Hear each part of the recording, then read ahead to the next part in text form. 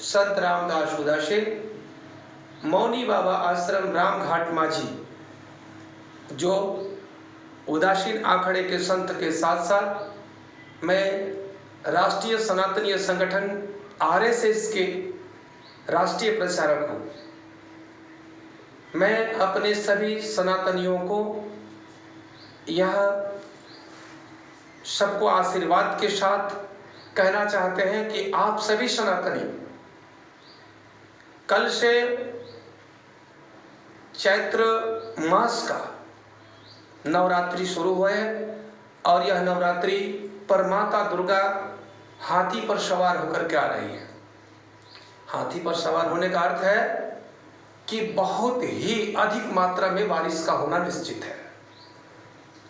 आप सबसे मैं ये बता देना चाहता हूं कि यह बारिश के साथ साथ माता का विदाई बड़ी दुखदाई भैंसे पर सवार होकर के हो रही है, इसलिए बहुत सारे इस देश में कष्ट भी आने की संभावनाएं हैं। तो उन कष्टों से बचने के लिए यह 9 दिन की नवरात्रि में हमें अति पवित्रता का ध्यान रखना होगा। जितनी पवित्रता से हम इस नवरात्रि व्रत का धारण करेंगे, पूजा पाठ करेंगे, ध्यान करेंगे, नव दुर्गा का आवाहन करेंगे और बहुत दूर दूर तक द्वाबा क्षेत्र में और यह बिहार के कुछ क्षेत्रों में महाकाली शीतला माता का भी पूजा होती है, जो सप्तमी के दिन कलश आती है, अष्टमी के दिन पूजा होती है और नवरात्रि के साथ यह जो है माता जी का विदाई हो जाता है।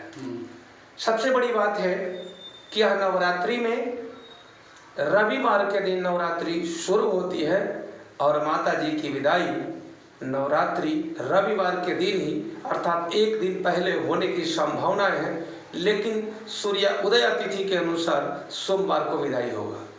यह शुभ समाचार है, शुभ संकेत है। लेकिन भैंसा पर सवार होकर के माता जी का जाने वाला निर्देश अति दुखदायी है। इसमें जितना पवित्रता का ध्यान रखेंगे, हमारे देश, हमारी स्थितियां, हमारी परिस्थितियां सभी अनुकूल रहेगी और जाकर के हम दुख से वंचित हो पाएंगे, रोग और कष्ट से वंचित हो पाएंगे। इसलिए सभी से कहते हैं नवरात्रि के त्योहार पर सदा पवित्रता का ध्यान रखें, अपवित्र वस्तुओं का ग्रहण न करें, अपवित्र कर्म न करें, कभी भी अपने पत्नी के साथ, पत्नी वाले पत्नी के साथ संभोग क्रिया न करें, क्योंकि माता कहती है कि संसार की सारी स्त्रियां मैं हूं, इसलिए किसी भी स्त्री को किसी भी अवस्था में आप अपमानित न करें। माता तो ऐसे 5 रूपों में सदैव ही स्त्रियों में विराजमान रहती है, लेकिन अभी नवरात्रि के समय में माँ 24 घंटे स्त्रियों का दरबार करती है, इसलिए किसी भी स्त्री का अपमान न हो, ध्यान रखना होगा। जी महाराज जी, बहुत कुछ आप बताए। इसके साथ मैं सनातन बोर्ड के समर्थन में अपने बिहार वासियों के साथ, पूरे देशवासियों के साथ, हर राज्यों के, हर जिलों के, हर क्षेत्रों के साथ मैं बार बार आह्वान कर रहा हूं कि देवकी नंदन ठाकुर का साथ दो। आप सभी सनातनी बाहर निकलो। हम वक्फ बोर्ड का खिलाफ करें चाहे न करें, लेकिन सनातन बोर्ड का गठन अवश्य करें। सनातन बोर्ड के लिए हमें जगना होगा, हमें सनातन धर्म को बचाना होगा। और बचाना इसलिए नहीं है, बचाना इसलिए जरूरी है कि आने वाले नौजवानों का भविष्य खतरे में है। अपनी बहन बेटियों की रक्षा के लिए बचाना है, अपनी माँ की अस्मत के लिए बचाना है, अपने राष्ट्र की इज्जत के लिए बचाना है। यदि अभी नहीं बचाए, अभी नहीं निकले, तो फिर वापस हमें दुर्गति होगी। जी। दूसरी बात है कि अभी कुछ ही दिन की बात है, जिन लोगों की इम्यूनिटी इतनी कम है वो खुलेआम टीवियों में, चैनलों पर, डिबेट में खुलेआम बोलते हैं और दूसरे दिन महाराष्ट्र में क्या दशा होती है। उसके बाद भी प्रधानमंत्री मुखदर्शक है, राष्ट्रपति मुखदर्शक है। इस अवस्था में हम समझ नहीं पाते हैं क्या कानून, क्या संविधान हमारे गरीबों के लिए बना है या उन अमीरों के लिए, उन अतताई और नेताओं के लिए भी एक ही कानून बना है। बिहार का बेटा, कुछ दिन पहले एक मीडिया वाला ने थोड़ी सी सच्चाई दिखाई थी तो उस पर एने से लगाया। इस संविधान को शर्म आनी चाहिए।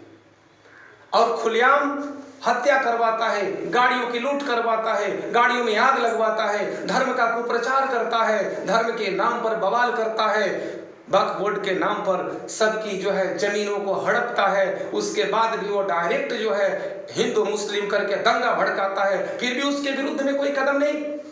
क्यों ऐसा सौतेला व्यवहार हो रहा है? इसका कौन से कारण हो सकता है?